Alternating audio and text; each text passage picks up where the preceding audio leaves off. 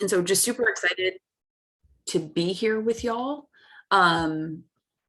I came from kind of just activism in my county here. I live in Brevard, so I feel y'all on trying to do good work. Being a blue dot in a red and a sea of red in your county, but it's super important, and there's a lot that we can do to move that needle. And I know that y'all are doing that good work. So I'm just very excited to see everyone and talk about some of the messaging and the stuff that Natasha and I spend all day doing, because we are as passionate as y'all about these things. So should Go we ahead, get this? Yep, I'll get the screen going. Awesome.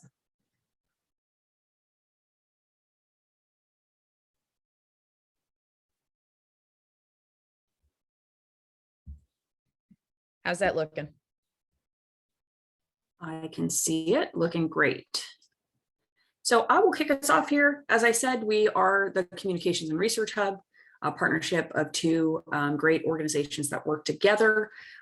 We are a convening space for partners for messaging strategy. We do communications, we do digital work, we produce content that is unbranded so partners can use it, including y'all here on this call. We'd just love you to, whatever resources we can give to folks. We do a lot of research. That is why we're here. We're here to provide resources and try and get us all, kind of singing from that same songbook in the way that the Republicans do so well. But instead of using our collective voices for evil, we would like to use them for good and actually advance policies here that are progressive in our state and will help everyday working folks, seniors, students, immigrants, everybody. Next slide, please. So is it cut off for others? Yes. Okay. Oh, there we go. I think that's better. Cool. Just didn't know. 2 years into the pandemic and still I'm like, do I know how to use Zoom? So as I said, some of the services that we provide here at the hub, we have a fully built out communications team, a research and polling team, and a digital content creation team. So it helps us be very responsive to partners' needs and to, rapid response, which we know there's always all kinds of really crap that's coming from the state government, Republicans in the state government, and at the local levels as well. Slide, please. So this is just some of the examples of what we do. Our comms department is amazing. And so we put together, message development, guidance, English and Spanish. We will help draft materials like press releases, letters to the editor, op-eds, talking points for partners, and for our champion electeds to just kind of keep us all on the same page, saying the same thing. So when voters, everyday folks hear, they're listening to the news, for the 15 minutes they have before they got to get dinner on the table for the kids, they're hearing the same thing. No matter, they see it on social media, they hear it from their electeds, all of that message discipline there. We also help with earned media support. As you can see here, this is something that, press event in the Capitol and media training. Next slide. And our research and polling department is also incredible. We do a lot of issue and electoral polling, message testing. We provide memos and briefings to partners, and we do social listening and opposition research, which is as terrifying as it sounds. But it's good to know what's being talked about so that we can craft our responses. And then if partners are interested in fielding their own poll, we can also help with that. Next slide, please. This is our Runaway Rubio site that's going to house all of our Rubio accountability work. We all know he's terrible. And so we just want to make sure that Florida voters know that as well. And so we produce all kinds of things, graphics, videos, we do GIFs, just any kind of digital support and training that you need. We've helped folks, place ads and so, yeah, we do our own ad buying. So all of the things, our team is incredible. Next slide. So I'm going to kick it over to you, Natasha. Thanks, Tess. So next, just to give you a better picture of the kinds of work that we've done. So we're going to give you some real life examples out in the wild, so to speak. So here we have a couple of different things. So we've got one of our legislative champions utilizing a video that we put together for her use that we know is going to be tested and on message. We've got graphics that, the Common Ground Project, which is a partner organization, used as well. We have a weekly sort of news article that we put together called the Watch List. And it's sort of like our messaging of the week, kind of a digest email. So that's something that you all can sign up for and get right to your inbox so that any issue that matters, to you specifically, we probably have some really great messaging around that, and it's in the form of the watch list. We also do a weekly live stream series, which right now we're featuring a bill of the week, and that's on Tuesdays at 6:30. And this is just an example of one that we did on the abortion bill that is currently moving. Couple of other examples of message coordination and amplification. On the left there was a tweet that I had put out, and it was in response. It was sort of a rapid response to, I don't know if y'all recall, Ben Frazier, the civil rights activist that was arrested in Jacksonville for asking questions at Governor DeSantis's press conference. So we jumped into action immediately with our own accounts, but also supporting partners and elected officials in their response and putting together, a press event and got coverage for these folks, even going so far as one of our members was covered as far as Sacramento, California, right? So one of their quotes was picked up all the way over there, which is pretty neat. And just a couple of other examples of some graphics and other work and collaboration. Of course, we had to put the podcast with BJ there. I was really excited to be hosted on that podcast. So another opportunity that we take as many as possible to make sure that we're getting our messaging out there. So we also worked, collaboratively with the Florida Democratic Party to put together a legislative kickoff rally to demand people-centered policies from the legislature. So as BJ was talking about, yes, Democrats do not have the majority, but what we do have is our voices. And so having a rally that puts forward policies that are actually going to help people is incredibly important, and it is an effective tool. We have to make it kind of get to the point where Republicans can no longer ignore those issues, and they have to address them. And so that's, that was the goal of this event. Then the hub, we do as much legislative support as we can. I used to work in the legislature, and so I understand that the staff, they have a lot on their plate.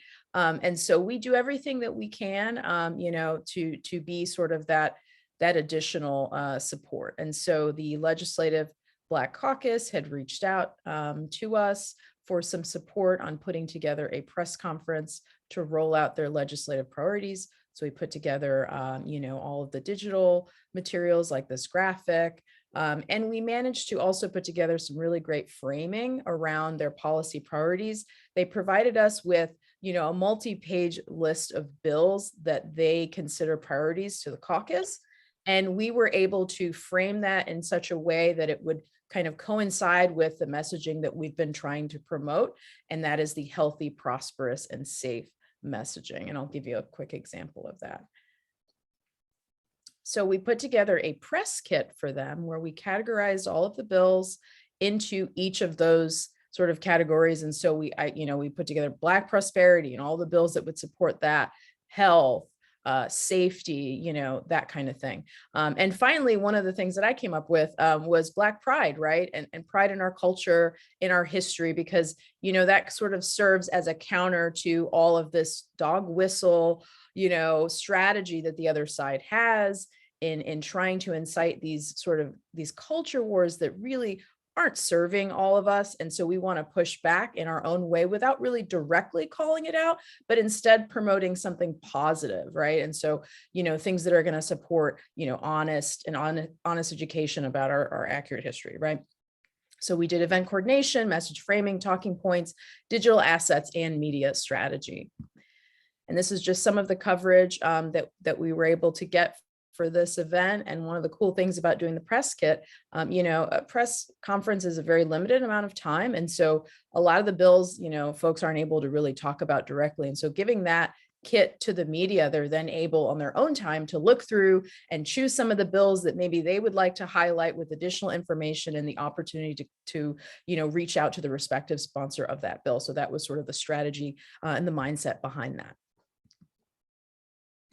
Okay. Session message guidance. Okay.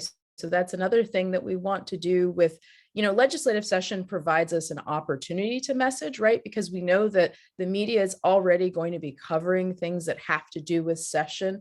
And so we can use that as a tool, right? To promote who we are and our kind of our brand, right? As a party and that kind of thing.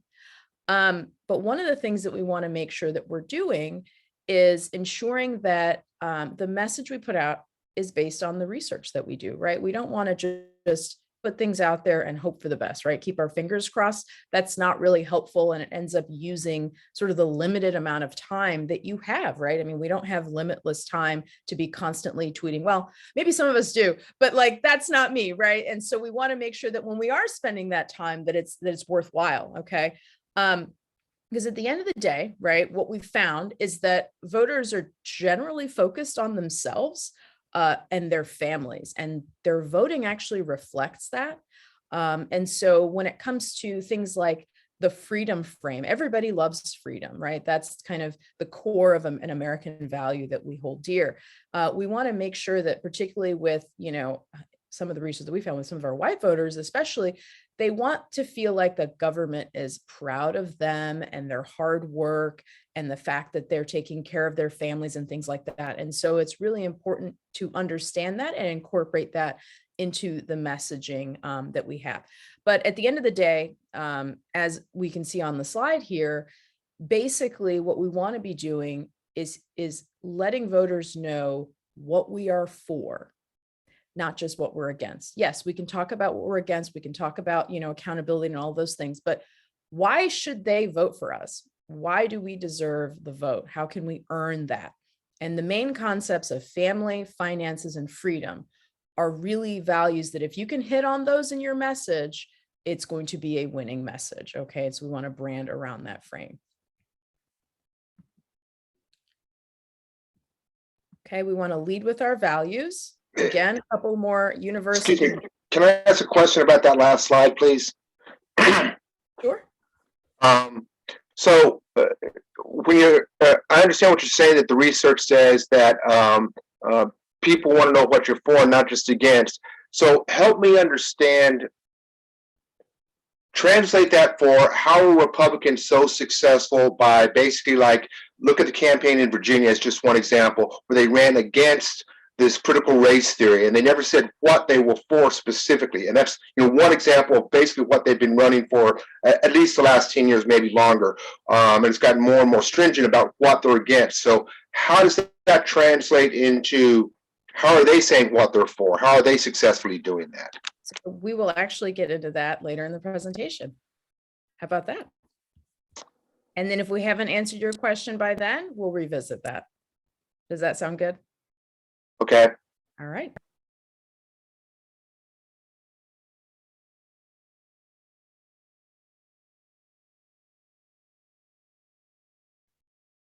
You're muted, Natasha. Thank you. Okay, so just want to make sure we're all looking at the same thing. So freedom, hard work, security, fairness, justice, and equality. Okay, those are the things that we want to focus on. All right, so how do we message effectively? Okay, so that's a great example that you provided with CRT. I'm going to throw out another example. What about the socialism example, right? We can flat out say, okay, yes, we're not socialists, but that's not enough. And we're going to delve a little more deeply into the details of why that's not enough. But again, we want to be effective and talk about our values, what we do stand for, and repeat that over and over and over again. And I think that's part of the problem, is sometimes we get caught up in kind of response that we don't ever have a chance to talk about who we are. And we'll get into that a little bit more in a second. Positive messaging is helpful. We'll talk about, the fact that folks are exhausted, the doom and gloom, right? So it's important also, right, to do something fun with your messaging if you can. Humor goes a really long way. I don't know if anybody remembers this, but when there was the back and forth with the governor and President Biden, he responded with Governor who? A little bit of humor, it lands, and it became a complete meme factory. And so that's one thing we can think about. Another example of utilizing, humor or kind of keeping things light, but still talking about the issues that matter. Recently with Valentine's Day, we created these sort of Valentines that hit on the issues that voters care the most about. For example, affordable housing, or the utilities that are going up, and the fact that now they're attacking our freedom to have solar in our homes. The fact that everybody wants affordable healthcare, right? And so we're trying to find lighthearted ways to also kind of weave in the values that matter the most to us and really most Floridians. So this is just another example of the message framing that we've been promoting. And this is something that we worked hand in hand with the House Democratic Caucus in developing with their staff and their policy priorities, that no matter what we look like or where we come from, we all deserve the freedom to be healthy, prosperous, and safe. We all share the core value that freedom should mean that through hard work, we all have a fair shot at the American dream. An American dream, if you can weave that in, that is another thing that resonates with most Americans, okay? That is something that across the board, folks are really it's really going to hit home for them. So if you can talk about that, that's important. We want to talk about removing barriers to our personal freedom so that we can be prosperous, so that we can have the lives that we want to lead for ourselves and for our family. And then we have that call to action at the end: change, fresh leadership, rebuilding our state so that it's a state for everybody, not just the few, the wealthy, the connected, right? And this is just that framing applied to a specific thing, affordable healthcare, right? So you can take that frame, pick whatever issue matters most to you, and put it into that framework of healthy, prosperous, and safe. And here is something that is effective accountability messaging. And this comes back to the research. One of the things that the research has shown is that folks across the board are not happy with Ron DeSantis when he is shown to be overly ambitious. So here we've woven that into taxes, right? Today, the governor and GOP leaders celebrate the creation of the DeSantis ambition tax, which will cost Florida businesses millions of dollars and make everybody less safe. And that's a quote by Representative Fentress Driscoll. And so we can at the same time promote our values, right? And hit on some of the things that are going to hurt him the most. And another one of those issues is housing. And we'll talk about that in a moment. All right, Tess, your turn. Awesome. Thank you, Natasha. So one of the things that's extremely important, Natasha hit on this, is message repetition and discipline. You may get sick of saying it, the same thing, but by the time you're sick of saying it, that's when the everyday person is hearing it for the first time, because, voters aren't lazy or disinterested, they're busy. And so we have to make sure that we're kind of bombarding them with that good message. And that's why it's important that we're all kind of singing from that same songbook. Next slide, please. So, we have limited resources. The media landscape is dominated by Republicans. So we have to be really just focused on that message discipline, that repetition, say that message over and over again. Even if you get tired of it, because you want to make sure that it's getting out there, and make sure too, when we are promoting, who we are, what we stand for, that we're not acting within the Republican frame. They are very good at branding issues and getting their narrative out there, and we often find ourselves responding to their message, and then we're stuck within their frame. So we always want to proactively frame the conversation. And we do that by pivoting to our message. DeSantis has the bully pulpit. That's just the way that it is. And sometimes, the latest culture war, you're going to be asked sometimes to comment on an event or what an opponent says.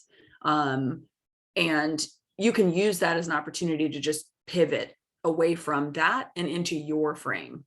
And you don't have to engage on everything. There's a lot going on, a lot of bad stuff. But there's some stuff that we just don't have to comment on. So, it's like you don't have to die on every hill. Honestly, like internalizing that is freeing. It's nice to be like, you know what? Not today, Satan. I'm going to keep it moving forward. Next slide, please. So one of the things that I am super passionate about is this, like how we play our game, not the Republican game, because the Republicans are very good at playing their game and roping us into it. So I could talk about this for hours. I will not, but I could. Next slide, please. So here's kind of the problem. We are in a defensive crouch. We're responding to what Republicans are saying. They set the narrative. We operate within that frame. And our message is often really demoralizing and bleak. And that leaves the voter wondering why should they be with us? Why should they support us? And when we do tell our own story, we lead with issues, not values. And this, we're very wonky as a group because we care passionately about this stuff. It's if you're willing to be on a messaging webinar at 7:30 on a Wednesday night, like you're passionate about this. It's something that you care about. And so we are not kind of normal people. So we have to kind of internalize that. But when we get super wonky, we can't connect with our audience. And also we love to myth bust. If there's a myth out there that could be busted, we are right there with the facts and the white papers and all of that stuff. Next slide, please. So what are the solutions to those problems? Don't enlist in the culture wars. Promote hope whenever possible. Resist wonkiness at all costs. And really just don't myth bust. Leave that myth busting hat at home. Next slide, please. So refusing to enlist in the culture wars. What does that look like? Next slide. I will say, and I'm happy to share this article, it encapsulated smokescreen trolling. They named it, and it really created like a paradigm shift for me about the way that I think about Republicans and how they operate. And honestly, I found it to be freeing. So think about smokescreen trolling as fuel for the culture wars. So what is that?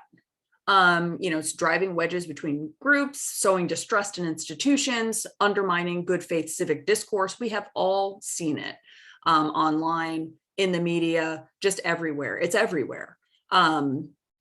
So, over the top claims, tricking people into repeating those sensationalist claims like, election fraud that we've heard on repeat, for what seems like a decade.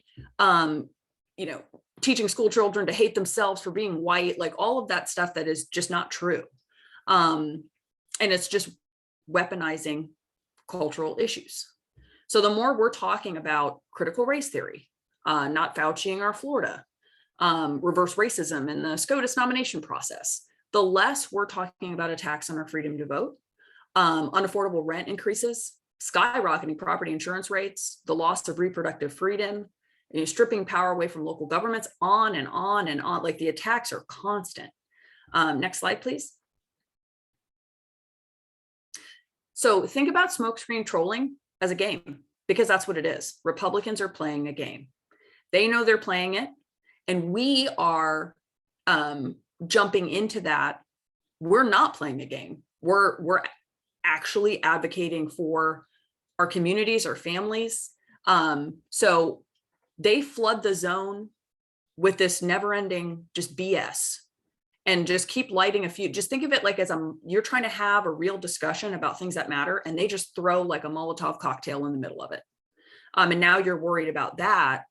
And what we're not seeing is that, the assaults against our democracy and our freedoms.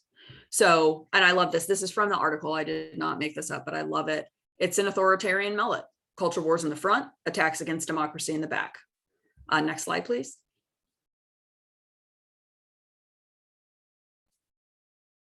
So what does this look like? So I grabbed some of these, pretty recent within the last week. As you can see, Florida has defeated Fauciism. Okay. That's a Florida GOP. Team DeSantis, get that Brandon did that sticker so you can slap it on your, the gas pump or whatever else, I guess. Like this man is leading our state. Next slide, please. And this, we have an open border, crime's rampant, our economy is suffering. Businesses and students are suffering under, consequences of arbitrary mandates. The real state of the union. It's complete crap. And one of the things that was interesting in the article is it said at the end, when you read stuff like this, that Republicans are doing, it's just flatly false. Add an LOL at the end because it's a joke. They're playing a game. Next slide, please.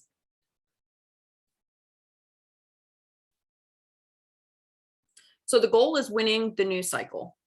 When we see stuff like this, because we're acting from good faith, we want to come in with the facts and say, hey, this is ridiculous.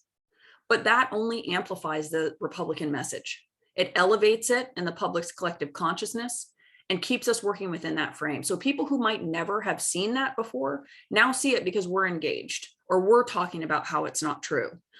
These aren't relevant issues. It's bait. They know that. If we take that bait, now we're disputing what critical race theory is and isn't, that it's not being taught in K through 12 schools, that this is, on and on and on, that this is bad faith.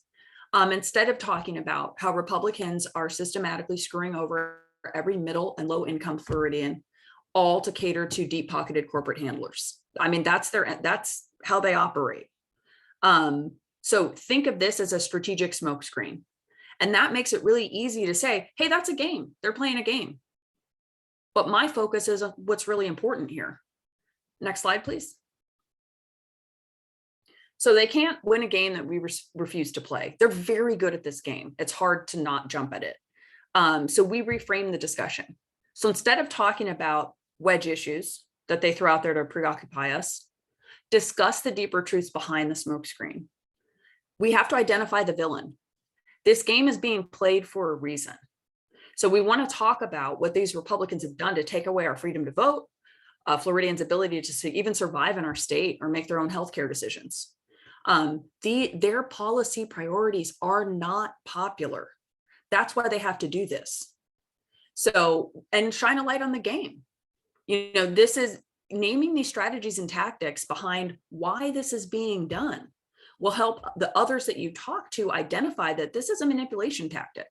And what's really important is not, XYZ Republican culture war, but hey, instead of talking about CRT, like, can we talk about the fact that our schools aren't fully funded? Can we talk about the fact that, in my school, we have crumbling infrastructure, whatever? That's super wonky right there. So that's not really the best example, but focusing in on the real needs in the school system that are not being addressed, and that, public school dollars are being, going into unaccountable charter schools and all of that stuff that's happening beneath the smokescreen. Next slide, please. So really just communications best practices here. Don't take the bait, don't fight on their turf. Don't elevate their message ever. These aren't relevant issues. They know it. So if we think of it as bait, it's easier to not take it. Even if you're enraged, you can find yourself that partner, where you go and you drop something in and you're like, oh my God, this is so stupid. And here's why. And then you get it off your chest. I do it every day. It's hard not to say stuff. And then don't engage on their terms. Next slide, please. So it was brought up earlier, the CRT boogeyman. This has become huge. And one thing that it's completely divorced from what CRT is, number one. So simply saying, well, you know what? Here's my TED talk on what CRT is and isn't. That will not connect with a parent who is honestly worried that their child is being shamed in school, or, there are people who are concerned and that aren't Republican operatives. So ignoring it doesn't work. We do have to engage, but not on Republicans' terms. So when we start talking about history and the past, we have to attach it to our vision for the future. So if we don't do this, and that's some of the failings that we saw in Virginia, or tried to avoid that issue altogether, we create a vacuum in which Republicans can just say, hey, we're the ones who actually care about our kids and their education. Like, we're, as a party, we're the ones who have been, historically trusted with public education. And the fact that we saw that in Virginia, where the Republicans were able to kind of flip that script. So we want to center freedom. Natasha talked about this earlier. Freedom is an extremely central value, what it means to be an American and live in this country. Republicans have taken it over. And it's interesting, they promote a freedom from message. We want to promote a freedom to message. Freedom from wearing masks, freedom from, doing this and that, freedom from learning about history in school. We want to talk about freedom for our children to learn and grow. It's a fundamental value, and we're actually the ones who are promoting it. You're not free if you're crushed under crippling medical debt, if you have to work 3 jobs to make ends meet, if you're evicted from your apartment because your rent went up 40%. Like that, to me, that's not freedom. So we're the ones promoting it, and we have to really push hard there. Don't get into the Republican frame. Don't talk about what CRT is or isn't. Most people have no idea what it is. It's become this huge boogeyman. So when we use that term, we're playing into that narrative. What we want to talk about is accurate history, learning the good and the bad of our history, so that kids can be part of that progress that we've seen throughout our history, so they can contribute in that progress and become, make this country even better than it is today. And push our narrative. Parents actually do want honest and accurate curriculum in schools. They don't want politicians coming in and picking and choosing what kids can learn. That has been shown, but in research here in Florida and nationwide. And again, name the villains. Make sure that we tell folks the same Republicans that are opposing these accurate history lessons are the ones attacking and defunding our schools to begin with. So these aren't good faith concerns. They're trying to divide us so we don't notice how they're taking away critical funding from our schools and making it harder for our children to thrive. Next slide, please. And I'm kicking it back over to you, Natasha. Thank you. All right. So enter race class narrative, and it is a messaging strategy. And it's meant to counter the GOP dog whistle narrative strategy, right? So the dog whistle stuff like, oh, socialism or immigration, and, they're coming across our borders, or, talking about CRT and, all of these things. So it's directly challenging the racist framing, right? And also ensuring that folks understand that the true enemy is what? The rich and powerful that really don't want any of us to get ahead. They want to keep us fighting amongst ourselves, pitting us against our neighbors so that we are distracted from the real issues.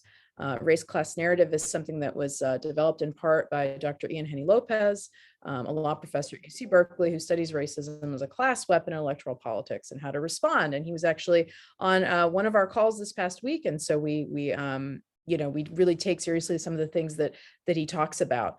What we want to be doing is building cross-racial solidarity at all levels in our society, in our communities. And by doing, one thing, and that is addressing, the relationship between racial divisions and our economic hardship, pointing out explicitly that there is this divide and conquer tactic that the other side is using, that it's breeding distrust, it's undermining our belief in government, and it's causing economic pain for everybody, no matter what we look like. Okay, so when we connect economic and racial justice issues, race class narrative shows us how to effectively counter the Republicans. Okay, let's delve into that a little bit more. Let's see, maybe in the interest of time, I will skip the video, but we will share this with all of you so that you can take a look at it, but it's just an illustration of it being used in video form. But I'll go ahead and jump to the checklist here. So when you're crafting messaging using race class narrative, You want to begin with a common value. And so this can apply with, to all kinds of issues, that you care most about, like the environment, like healthcare, like, reproductive rights and so on. Explicitly mention race or mention whatever it is that they're using to divide us. So it may not be race, it may be immigrants, right? It may be just people that are different than us. Okay. And then you want to name that villain and say, who is doing this to us? If you can be explicit and specific, that is helpful. One thing, depending on who you're talking to, and we, that's something that we can kind of help you with, but with some voters, like particularly with independents, maybe you don't want to say all Republicans. Okay. That doesn't really resonate very well with them. So maybe you want to give specific ones or say certain Republicans or Governor DeSantis specifically. You want to then explain how the villain is dividing folks. And then you want to include a unifying statement at the end, okay, that highlights coming together and kind of give people a solution. Because yes, fear, it does work. We see that with the Republicans, but we also need to provide people with answers, right? What is the solution, or what is it that we propose to do about it? Because a lot of the polling that we have done, particularly in the last, year or so, folks are just freaking exhausted, right? The pandemic, I mean, it's hammered us.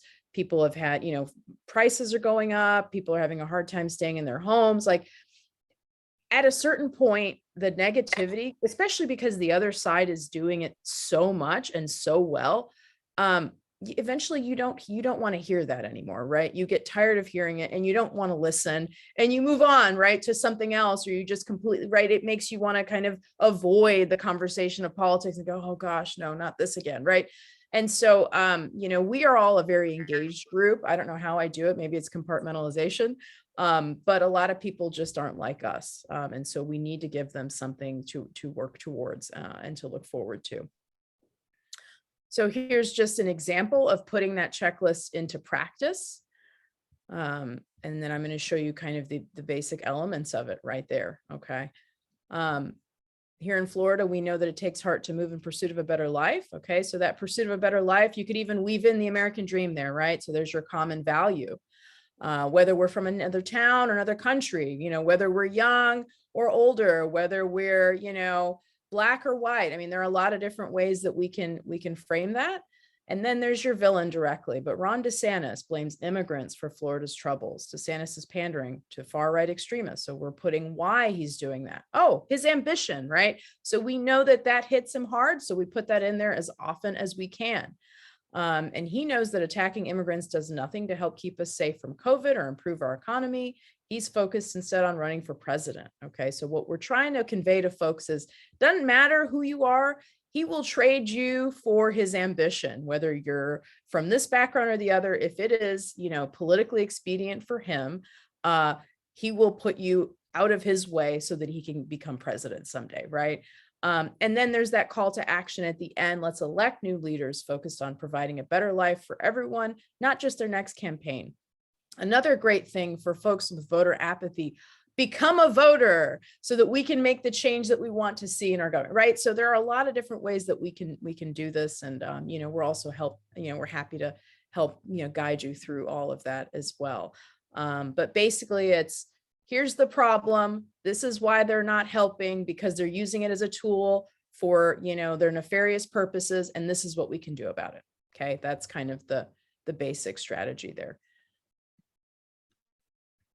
Now, when it comes specific to CRT, if you're not overtly familiar with it, maybe it's one of those things where you have your own little talking points that, you look into it, maybe do a little bit of race class narrative. At the end, we've got a link to the website where you can do some race class narrative training.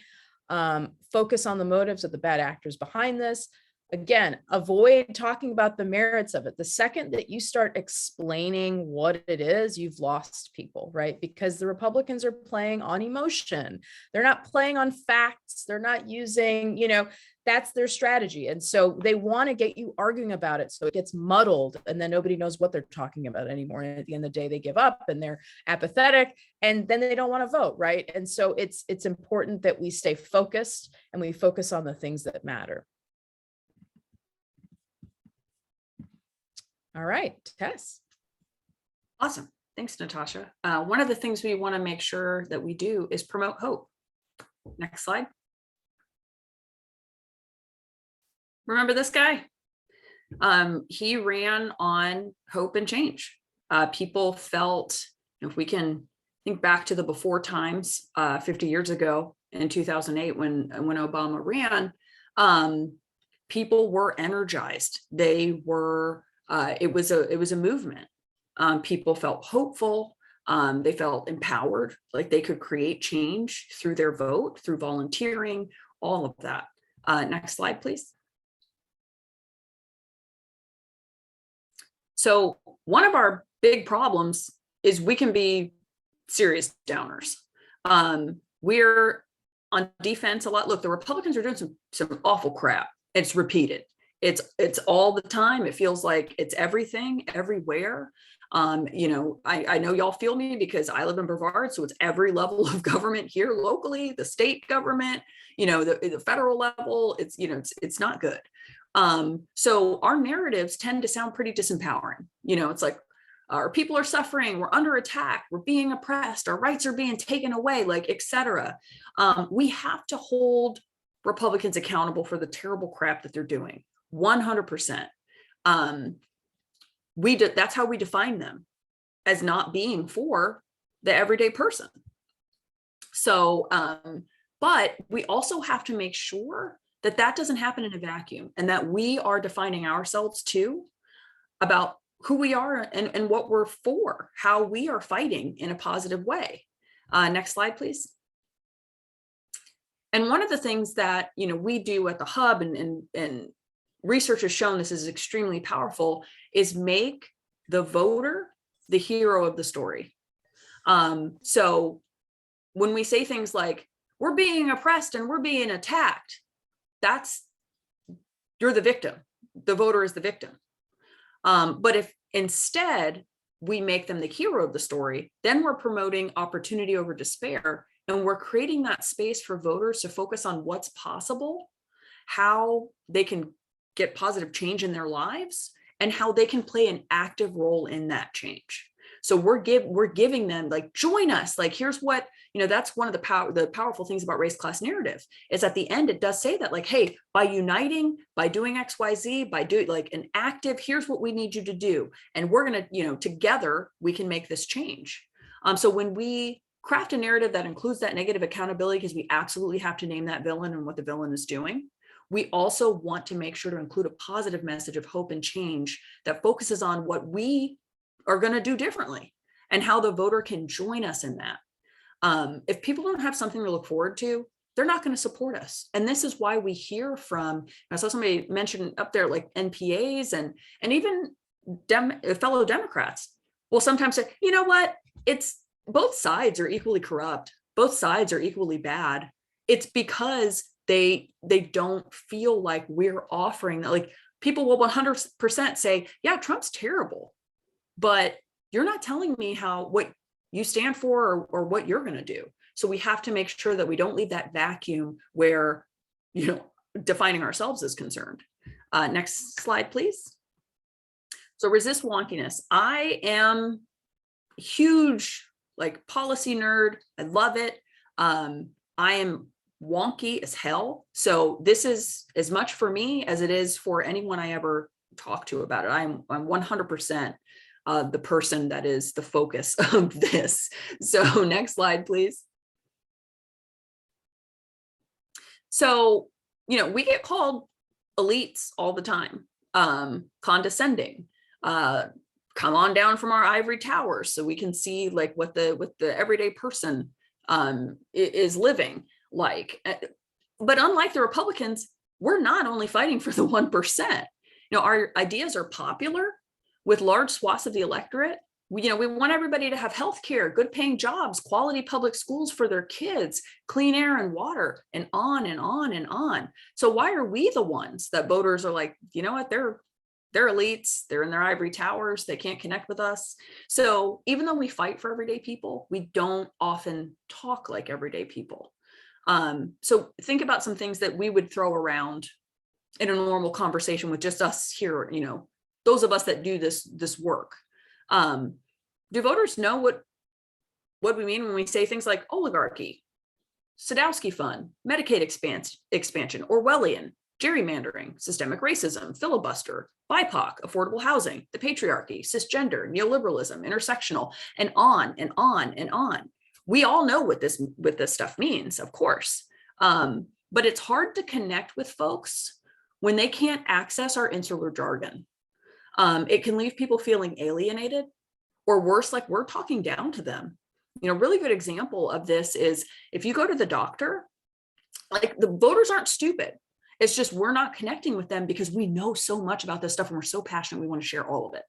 But when you go to the doctor and the doctor has to explain, you know, what's wrong, or a test or a procedure that you need to have done, the doctor can't explain it the way that he or she would to another doctor because you are not a doctor.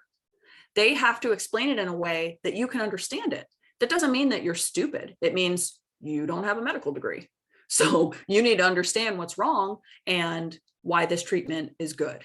And so if we think about it in that way, when we're together like we are now, you know, talking to other doctors, then we can throw with the jargon out there. But when we're talking to people who aren't doctors, who don't spend all their time doing this, we've got to break it down in a way that doesn't make us sound like, you know, we're history professors. And folks are like, I can't pay my rent. And you're talking about critical race theory. So I'm confused. Next slide, please. So what we can do about this is just resist wonkiness. You know, as Natasha mentioned, we're feeling things, all of us. We're very emotional beings. We're not just thinking things that consume facts and science. That's why when we see people saying things that we know are not true, when we come in and we're like, well, here's the facts. I've got this paper that I've written, or let me just explain to you. That's why it doesn't work. Because things like socialism and CRT, it moves beyond just the logical, like I'm thinking about things, and it becomes, I'm scared of this. And so when we try and come in with, you know, hey, we've got the facts here, that doesn't address the fears. So, and just remind ourselves, we're not normal people. Like we're not, we do this work, we're not normal. And so we have to make sure that we can connect with folks that are living their lives completely outside of politics. If we can't explain it to our cousin or auntie or grandpa or friend who doesn't do politics in a way that they can understand it, we're doing it wrong. The onus is on us to figure out how we can connect and practice on your folks that don't do this stuff. When you're saying, hey, here's this, like, does it persuade them? Do their eyes glaze over? If their eyes glaze over, come at it another way. Next slide, please. So, and this too, we got to stop the myth busting. Next slide. So we love, because we're so wonky at our core, we love to just share that wonkiness. So when we see disinformation and misinformation, we just want to go ahead and provide you with the facts. Like it's a public service. Like here's what's correct. But it actually tends to blow up in our faces, as anyone who's ever spent any time on Twitter has seen. When we try and bust that myth, what ends up happening is we deepen the person's belief in the lie, because you got to think too, folks are invested in their worldview. So if we're coming at them and saying, actually, you're wrong, and here's why, they may just double down. So, and then we're repeating and reinforcing the opponent's frame when we say things like, actually, there was no election fraud. And if we really think about election fraud and what election fraud is, all we're saying, all other people are hearing is fraud, election fraud, election fraud, election fraud. And that kind of just, okay, there's election fraud, because look, there's a conversation going on right now about election fraud. And we expose the myth to people who might not have heard it before, which is the opposite of what we want to do.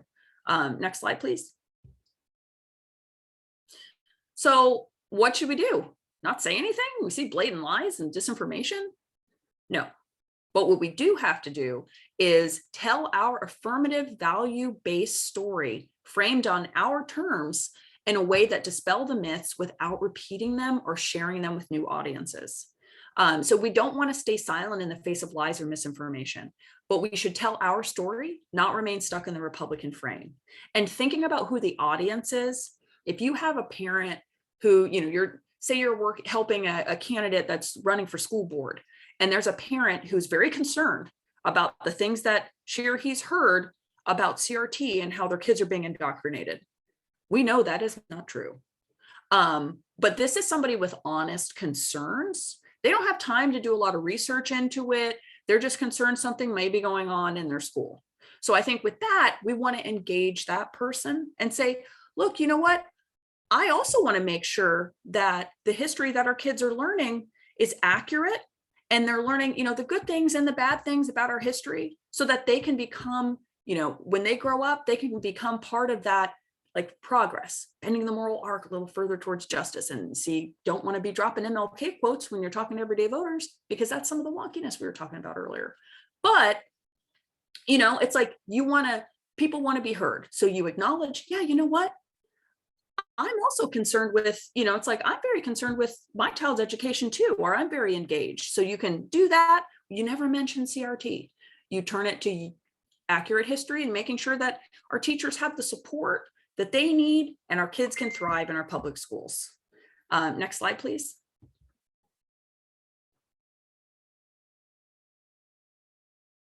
So we kept this slide in here. We did a lot of research on, we know that abortion ban is moving. We know it's gonna pass. And the governor has said he's gonna sign it. So what's very important about this is the public is not on the Republican side on this. They are in support of maintaining Roe. They're in support of keeping healthcare decisions between patients and their doctors. They don't want politicians butting in to decide when you can seek care, including abortion care. And so these extreme politicians are trying to regulate the decisions that women and their doctors make for political gain. Going back to that ambition frame that Natasha mentioned before, DeSantis is doing this because he wants to run for president in 2024. That is extremely unpopular to voters here in our state, that he would be doing certain things for a future presidential run while, ignoring critical issues here in our state. So what we want to make sure is that these extreme politicians are banning abortion for anyone and everyone because they believe they know better than a woman and her doctor about her own health care. So that's a very important frame, is we don't want politicians getting between us and our doctor and what is best for our own health and lives. Next slide, please. So the next one's me, and I just want to jump in and add here. This is, I think, a perfect example of being wary of getting involved in the wonkiness and the details, right? So one of the things that we've seen across the country, particularly with abortion, is the Republicans want to bait us into having conversations about exceptions. And what about rape? What about incest? What about this? What about that? When really the problem is abortion, pure and simple. And so the research that we've found is that when you keep the conversation clean, voters overwhelmingly support abortion and the right to choose. The moment you get in the weeds, the moment you get into the gray area and start talking about this many weeks, that many weeks, and on, folks start to waver. So that is key, is you cannot let the Republicans pull us into that conversation. Keep it true, keep it to, I can choose for myself, between myself and my doctor, or myself and my faith and my doctor, or however you want to do it, but politicians stay out of my healthcare decisions, period. Okay, keep it clean. I don't know if you noticed, but Republicans are pretty good at not getting baited into these conversations with us about these things. And affordable housing, I think, is an excellent example of that. We have been hammering on that for a long time in this state. And it's funny because, the amount of coverage that we've gotten, the amount of people that have talked about it and stuff like that. Did the governor ever mention in his State of the State anything about affordable housing? No, not at all. He refuses to take our bait on that because he knows that that is an Achilles heel for him. He has an entire team of people that are making sure that he sticks to culture war nonsense to rile up his base and to make the other folks on the other side feel powerless. So anyway, so this next slide, it's just a refresher on race class narrative. We didn't really have a lot of time because we're already at 8. So I'm just going to move to the final slide. So my final ask is that you avoid taking the bait as much as possible, please. And I also try to follow my own advice, though it is very enticing from time to time. Hold your leaders accountable. And that actually goes to all of them. And one of the things that in the live streaming that I've learned that we've been doing weekly with these electeds is one in particular was saying that even the Democrats want to hear from us when we are not happy or when we're happy with something, because what happens is it empowers them to share our stories when they're advocating for us. So yes, even if they're a Democrat, email them, call them, let them know what you need, right? And so it goes across the board, because it's something that without us, without our voices, without our personal stories, we're going to get nowhere with a lot of these things. And those personal stories really land with people. I think that it kind of reminds me of like when you hear about something that happens to someone, you tend to care more when you identify with that person, right? That's just kind of a human nature sort of thing. And so if we have more people that the general public can identify with, that share their stories, and we can put those stories out there and they can see how all of this matters, then maybe you can touch somebody out there to want to get involved as well. And it kind of creates this domino effect.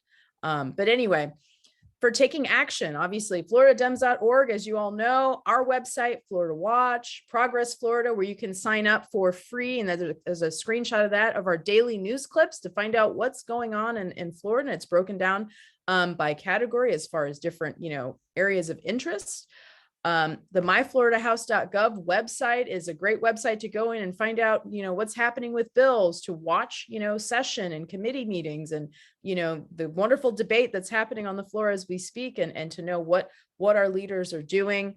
raceclassnarrativeaction.com for some training, and then ianhennylopez.com. But, if you know of any good messengers that would like to speak out and work with us hand in hand, please send them our way. We're always looking for great folks that, are leaders in their communities or in their organizations.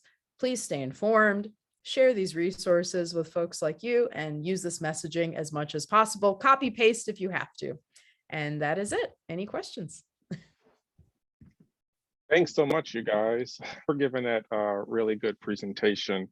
I'm going to open it up to questions, maybe for about 5 to 10 minutes. I just wanted to give like an anecdotal example, though, of using the race class narrative, particularly in my personal life. So you can not only use this, obviously, for politics, political posting, and social media, but you can also use it in just like everyday conversations with people. So I was working a night shift in the emergency room. The ER was pretty dead, thank God, because it is COVID. And there were a group of nurses that were male and female nurses, actually, all white, who were having a discussion about, and they were using the stereotypes, lazy people mooching off the government, and how, people just want to take, and, if they can't afford it, they shouldn't be buying it. And the reason why people are poor is because they're buying Apple iPhones, just all the things that you can think of that were being said about low income people is what the conversation was. So I was like, let me actually try this. Who knows? Maybe they'll reject me, maybe not. So I just said, I think we can all agree that, no matter if we're a doctor or a nurse or even a housekeeper, everyone who works at this hospital for a living should be able to earn a decent living, right? And believe it or not, they all agreed. They all said, yeah, if you work for a living, you should be able to earn a living. And I was like, but today we've got, insurance companies, we've got corporate hedge funds and hospital CEOs that are really trying to pit us against one another, so that they run away with our profits while they're giving us low wages. And so they're like, you know what, you're kind of right about that, because I heard. So that's just an example of, now, did I convert every Republican there? Probably not, but all we need is 50+1, right?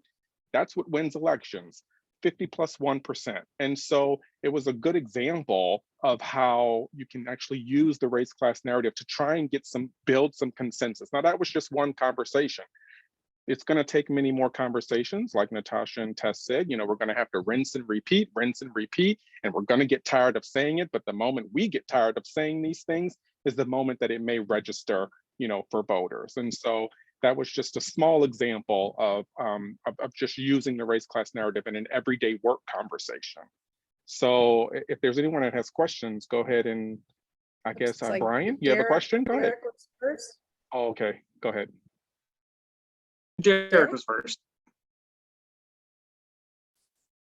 Thank you so very much. Your presentation was very informative. Derek Scott here from Escambia County. I do have a question. I want to make sure that I'm clear. I know that you guys talked about how to engage within the group, but I guess what I'm not sure of, or maybe I'm misunderstanding, how can specific DECs, clubs, and caucuses engage with your organization? Like if there's content that you already created, do you make that publicly available? Is there stuff that we have specific messaging that we want to get out? Are you already contracted with Florida Democratic Party and we can just reach out that way? Or how does it work? I guess that's the way I'm looking. The best question I can ask at this point. I'm happy to jump in here. I dropped, and I'm happy to drop it again, our sign up to get our watch list, which is the weekly tip sheet Natasha mentioned, comes out every Monday, except for on holidays. And we have a bi-weekly newsletter where we share all of these resources that we've created. So please, please, please sign up for that. And then you will get that in your inbox. And we're here as a resource. So you can feel free to reach out to us. You don't have to go through the party. We are separate from FDP. Although, you know, we are obviously aligned with them on values and everything else, but you can come directly to us. And we also have, I dropped in the chat, some of the stuff that we talked about today, well, all of it really, is the kind of discussions that we have on our Monday. We have a Monday 4 p.m. call called the Comms and Strategy Call, where our team, you get to meet even more amazing people that we work with.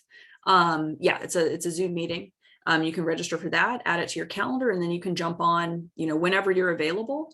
But we also share out after that for everyone registered, even if you were not able to make it, we share our slides, we share all of the resources that we discussed, we share content, we share everything. So we're here to give resources out. That is why we exist.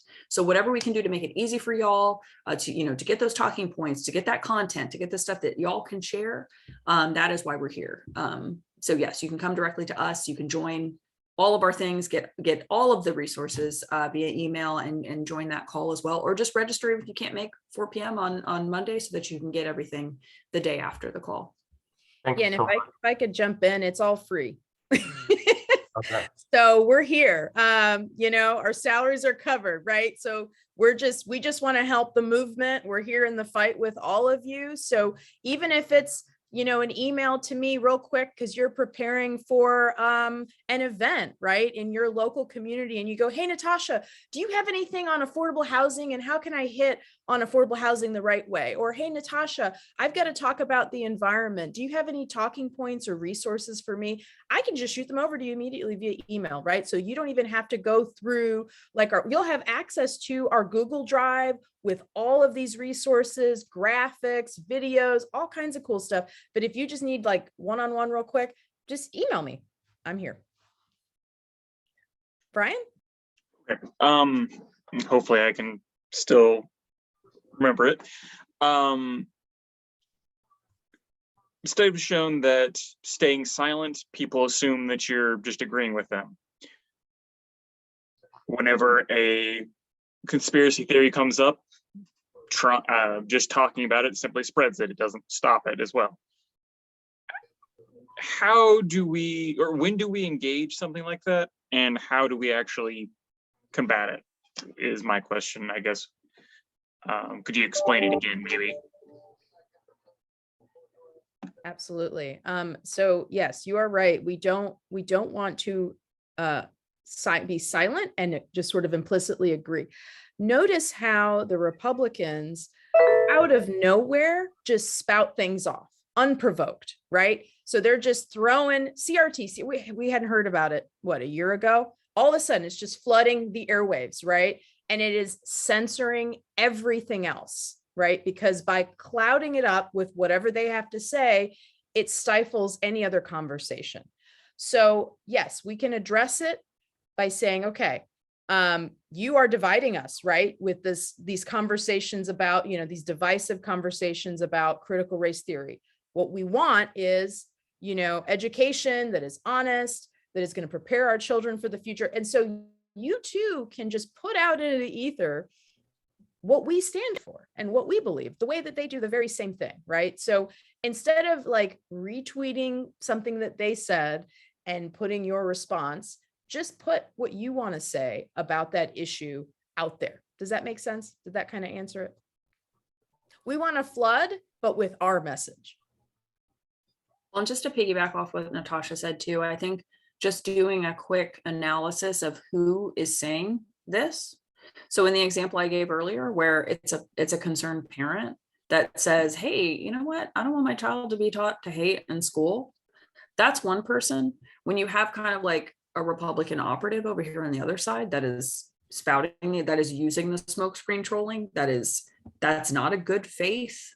That's not a person actually concerned. That's someone that is just trying to trick you or your candidate or a gotcha, like, oh, what are you going to do about this type of thing? That's not honest. And so to me, I'm like, I wouldn't engage there. Whereas this other person, you could at the very least, like the example that BJ gave, like, hey, you know what, you can reframe that and have that conversation. And I think like just kind of picking and choosing where you engage as well is always a good thing, because you can't die on every hill and they will just exhaust you because they're trolls upon trolls upon trolls.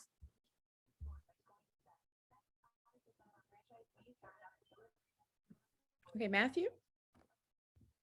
Yes, this is Matthew from Bay County. My experience is that scared people and angry people vote. And the Republicans are very good at scaring people and making them angry. The second thing is Republicans seem to have it both ways. They said the 2020 election was the cleanest in history, but yet they create a new force to correct a problem that doesn't exist, and they seem to get away with it. And the third thing, I think somebody mentioned something about videos. Did everybody consider putting the video of DeSantis chastising the students for wearing masks? That was on today's news. I saw it. Those are my three responses. Absolutely. Your points are well taken. I will say with the fear, I know that for our core voters, I think the Republicans are doing enough scaring for them, right? And so it's about, right, persuading the middle, and we need to figure out how these folks are persuadable and what kinds of ways we need to be talking to them to kind of coax them to our side of looking at things. And so it's really going to depend on the issue that we're talking about and the language that we use. A great example of that is using the term voter suppression. It is a huge turnoff, particularly for persuadable voters to use that.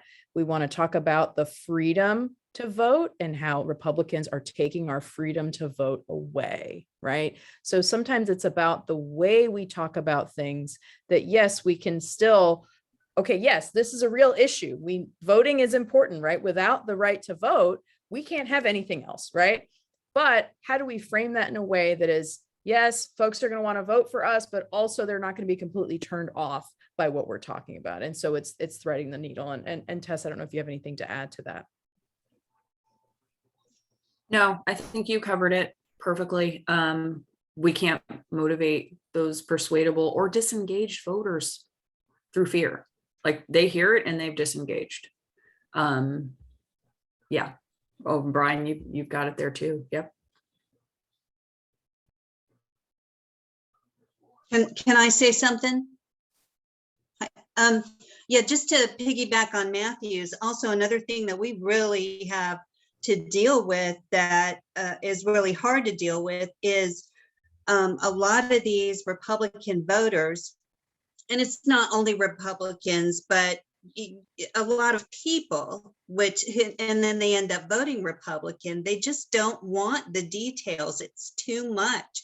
They just want the basic catchphrase. And so often these come out in memes and things, and that they have no idea what even they're talking about. And they just take that sentence because it's an easy little bite for them to understand, and they run with it, and they're not going to hear anything else. So we are up against all of that chosen ignorance as well. So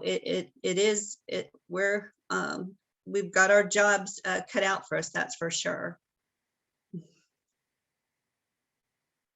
Yeah, I agree. And it's really hard. And that was part of why this segment we talked about using humor when you can, keeping it simple where you can, right? We can use those tools as well. But that's definitely a lot of great points you bring up. Mike? Well, you just mentioned something there too. Keep it simple, stupid, KISS method. It's always worked. Now, hey, BJ, you know, when I'm around, like fellow workers or that like that would start complaining, I always look for the Jesus thing about the splinter in their eye versus the plank in your own. And they're sitting there talking, and I could say, geez, there might be some people out there would say, you guys are getting paid a lot of money just to be sitting around here BSing, doing nothing. What's going on, you know? That kind of stuff. So they see that when they talk about people who are lazy and don't work, you know, as they sit around talking right there while they're not working and getting paid to be working. So those kinds of things. Now, as the further we go with this stuff, I'm looking, I don't know, do other people think they are acting like a bunch of juvenile delinquents and adolescents in the Republican Party? It's childish, simple, you know, non-complicated, and we're trying to be the parent saying it's hard. Life is hard. We got to do these things and that, and they're saying, no, you don't have to listen to them, and run off and do stuff. Like Mel Brooks said, I didn't know life was hard until 9th grade when they started making me do homework. And I thought, wow, they want something back, responsibility. And they want that stuff without being responsible to do anything. And they're telling them, don't worry, kids, vote for Republicans. We'll let you do whatever you want. We're not going to pay for it. You're not going to get taxed. All that stuff, it's so childish. So you know, the thing with DeSantis today doing this stuff, and you know, trying to get that freedom thing. He had an email about criticizing Canada's authoritarian governor and stuff up there, and he used the phrase, in Florida, we're the fortress of freedom. Florida is a fortress of freedom. And that's out on the dark web, that I call it, with all the Trump train news and all those things, that the hundreds of stuff that the Republicans have out there. And you see that stuff coming. I'm getting sick of it. I get about 60 emails a day. And I've never given them $1, but I guess I clicked on it one time, and away we go. So it's interesting to watch that side, but it's very, to me, it just seems there's a lot of juvenile, adolescent behavior on these people, and it's working for them so far. I'll just shut up. It's getting late. Well, and that's the problem, is that they can, so many of these people can relate to the juvenile delinquent. They love to see that in politics. Look, last night at the State of the Union address, Marjorie Taylor Greene and that other woman were sitting back there. It's just like they were bad kids in the back of the class, yelling and carrying on. And it was just crazy, and people love it. And how about our 2 senators? Oh, we're not going to take a test, COVID test and that. At least they were treated like children by the adults, saying, okay, then you can't come in, go home or go play somewhere else. And they act like they're big tough guys. Now they run out to their juvenile friends and say, see, we didn't go in there because they want us to do this. It's like crazy. They're juveniles.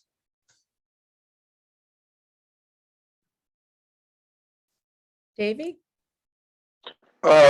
Yeah, so kind of, I think the point that I was trying to get to, and I appreciate, you know, the slides you guys put together, taking our time to come talk to us, but kind of, I guess the comment of, these smoke screens they put out that use, the phrase that you're using, like CRT or caravans at the border or whatever the case may be, is why don't we take a thing, and this may be more of a candidate-based thing and more of a regional-based thing, but why don't we take a more proactive approach and put out our own, I don't like to use the word smoke screen, but the same type of thing, where we can kind of dominate the news with that and kind of, make that the talking point and put them in a, because so much of what we're talking about, again, I think it's very useful information, but it's still very reactive. It's still us on the defensive. I understand at the state level that's going to be a problem because DeSantis has, the bully pulpit. But, for and we're running Senate campaigns, state Senate campaigns in every seat this year. And we're running, of course, all the House legislature seats. Perhaps this group, we should be working to develop a more positive message earlier on that kind of becomes the quote unquote smoke screen. Again, I think we need a better phrase for what we're trying to do, a more positive one, but try to dominate and control the news that way instead of just sitting back and waiting for us to go into a defensive mode. Does that make sense? Absolutely. Yeah. David. I think you answered your own question. in a way. Exactly. I was just about to say that. The positive, so we can't out Republicans. Like, we can't out culture war them, because the coalition that we need to win does not positively respond to that. But what you said was, yes, we need our positive message and we need to have people that are on message. And really that's the leading with our values. Our values are popular. The things we want to do, it's why we could lose the state in the presidential and get killed up and down ballot, but pass a minimum wage increase. Folks want that. They want a living wage. Like, who knew? It's why we can get felons voting rights restoration. Like, those are our ideas. Like having that positive message, we absolutely have to do that. We had Republicans and NPAs that voted for that $15 minimum wage. We had to, or we couldn't have won. And I agree with that. I mean, largely what I've kind of come around to, and you made several comments yourself that you're a wonk, but you try to avoid your wonkiness. And some people have accused me of that in the past, but I wore more of an election hat the past, seems like forever, but at least the past 5 or 6 years. And what I've kind of come to the conclusion is policy does not win elections. Okay. Ultimately, voters don't care what you pass for them or what legislation you passed last year or 2 years ago, 4 years ago. They're going to respond to what is the heated discussion, the emotional response that's going to come at them now. And that's kind of, to me, kind of a key point that came away from the State of the Union last night was, when Biden said, well, y'all going to be okay. Y'all going to be okay. That's kind of the opposite message from what I think that we need to get, whatever that positive message. You need to create some anger. You need to create some fear. You need to create some response within the voter to make them want to go take action. I mean, yes, we won in 2020, not in Florida, but nationwide. And I think a large part of that was because of 4 years of anger and fear of Trump helped drive out a lot of Democratic votes, and MPAs and even Republicans switched over because of the fear and anger of that. We've got to have some type of message that responds to that, not a message that says everything's okay, we're good. You don't need that. That sends a message to relax, stay calm, go back to your lives, don't vote. And that's kind of, inherently, I think, a problem that we've had for decades as Democrats with our messaging. So I think we need a positive message. I'm just kind of scratching my head. What is that? And that's maybe it's something that our candidates will come up with and we can work together on that. But what is that positive message that's going to create that drive in our voters and, more importantly, the MPAs, because of the area that we live in, we're dependent upon that to make them want to go out and vote for our candidate, to take action. Any thoughts on what that type of message could be? So one thing I will say to that, and that's something that I think folks on, in this line of work, we're all working on and trying to figure out. But it's more than just the MPAs. It is our Democratic voters that are just exhausted and are not voting. They are not inspired at all. So I wonder, about working on that as well. And that's where it's, what do we stand for? What are we voting for? Because I think that, you know, particularly in the work that I'm doing with the Black constituency, right? The voter, the disengagement, the apathy, those kinds of things, people want that hope and change, right? That's what worked with Obama. They want something to vote for. And we really exactly make the voter the hero. So that's, sorry, my phone. That's one thing. And then as far as, you know, something, you know, the middle, I mean, it's going to depend, but at the end of the day, it's pocketbook issues, money. People care about themselves, their money, and whether or not that vote is directly tied to that. And the moment that you can tie people's financial well-being to their vote, that's when you've got them. So it's just something to think about. And that's part of why we have been hitting on the issue of housing affordability, because that is hitting people in the pocketbook, right? And it's like, if you keep voting for Republicans, you're not going to have a place to live. That's urgent. Just housing, I agree with you, and just some of that, particularly with housing, particularly in our area. And the second big thing, which I've already had numerous people approach me about already, which is the increase in utility bills that are going up here now that we've, as Allison just typed in. Those are two big issues that I think we need to, that ties to the financial thing, that inspires that fear and anger, and we need to put our type of message to how to get voters to vote for us on those things. I think Tracy kind of touched on it a little bit in the chat in terms, so Davey, you're pointing to how conflict and rage drives the narrative, and I agree with you there. So how we create the conflict is in naming the villain. Who are the people who are against us having those core values that we can all say we agree on? So once we agree on what that core value is, whether that's, you know, freedom to X, Y, or Z, because we've learned in this talk that, you know, using the word freedom is a good word that motivates and persuades people, but then also making sure that we name who that villain is and who's the person who's stopping us from getting the things that we want, and then using the voter as the hero. You can be the one to make sure that they don't win. So making sure that we are the heroes of our own story and the voters are the heroes of the narrative. And so just using the conflict to draw the attention as naming the villain in our story and in our narrative. And we got plenty of them.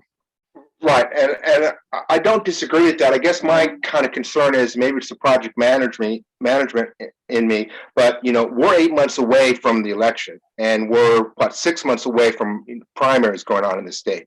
So at some point, we need to actually, and I would think sooner than later, we need to resolve these concepts, which are all good concepts, into actual messages that we can deliver and our candidates can get on board and run with. We're kind of at that point right now where we have to stop discussing it and getting everybody on board with what the concepts are, and actually, here is the message, boom. Does that make sense? Yeah. All right, Christina, and I think the comms team is working to do that, and we can continue to create some stock messages that we think will resonate and be disciplined and just keep getting them out. I mean, that's the purpose of this group, the way that I see it.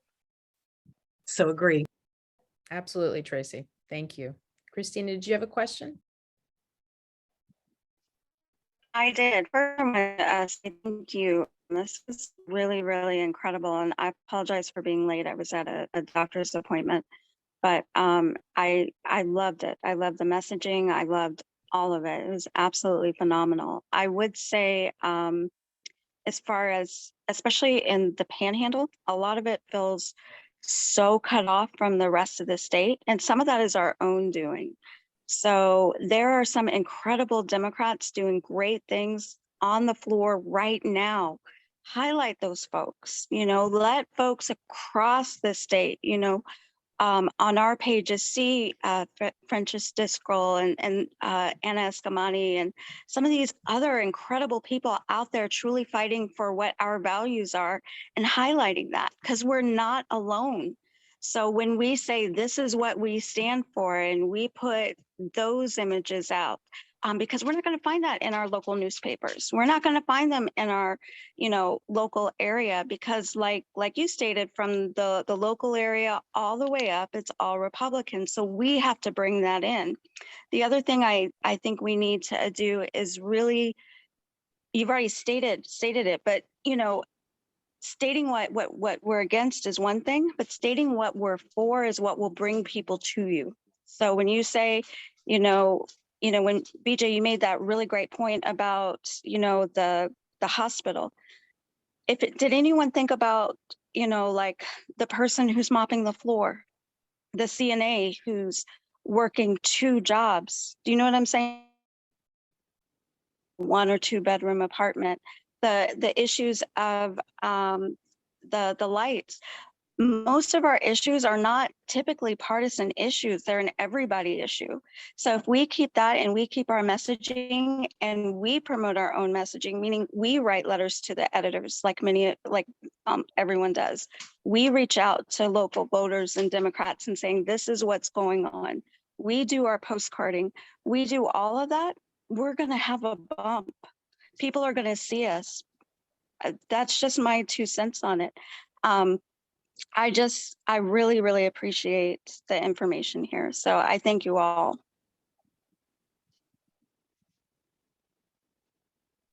It's my pleasure. It's our pleasure. We're happy to be here, happy to be a resource. And you're absolutely right. And that's really the point of, this conversation, right? Is to let y'all know we're out here with you in this fight and you're not alone.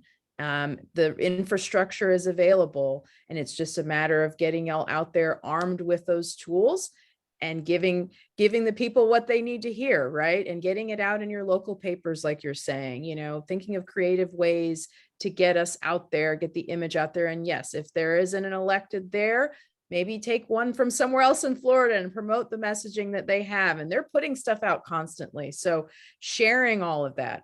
Florida Watch puts things out, you can share videos, you can share that kind of thing. And so there are a lot of great organizations and elected officials that you can amplify their voice and the things they're putting out there to show people what our brand is and who we are and what we stand for. All right. Well, thank you all for taking the time to speak to the Panhandle Coalition. We greatly appreciate it. And we're a little over, but I really do appreciate you guys taking the time. If anyone has any additional questions, I'll get you their email addresses for Tess and Natasha, and then you can send them directly to them, okay? All right, well, thanks a lot. I really do appreciate it. And we're gonna use this, I promise you. All right, take care, guys. BJ, thanks for Awesome. setting this up. It was great to see everybody, and Natasha and Tess, thank you. Thank you, BJ. Thank you, everyone. Good night, everybody. All right. Good night. Bye, guys.